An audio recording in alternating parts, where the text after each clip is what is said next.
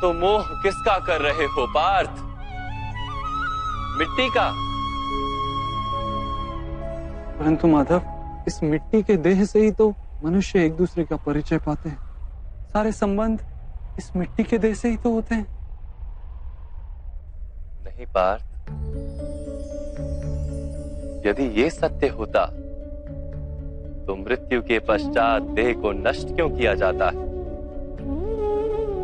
वास्तव में ना मनुष्य का परिचय उसकी देह से है और ना ही संबंधों का आधार उसकी देह से।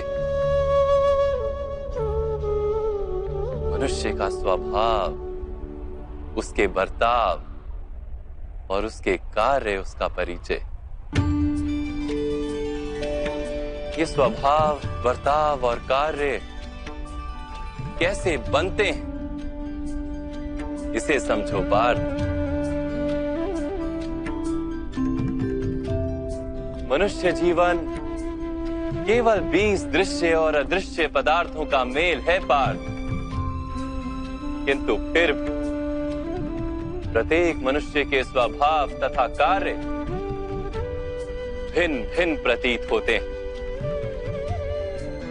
इसका कारण है सृष्टि के 3 गुण,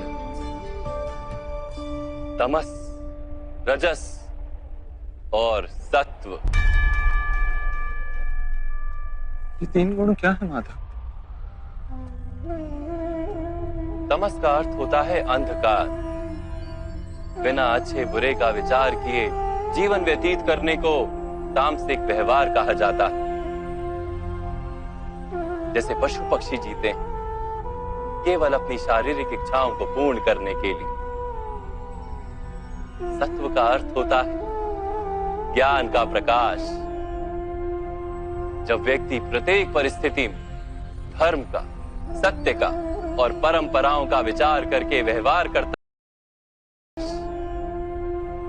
जब व्यक्ति प्रत्येक परिस्थिति में धर्म का, सत्य का और परंपराओं का विचार करके व्यवहार करता है, तब उसे सात्विक जीवन कहा जाता है। इन दोनों के मध्य में ऐसा व्यक्ति होता है जिसके पास ज्ञान तो है पर शरीर और मन की इच्छाओं के साथ बंधा हुआ भी है। ऐसा मनुष्य रजस अर्थात अहंकार पूर्ण मनस्थिति के साथ जीता है।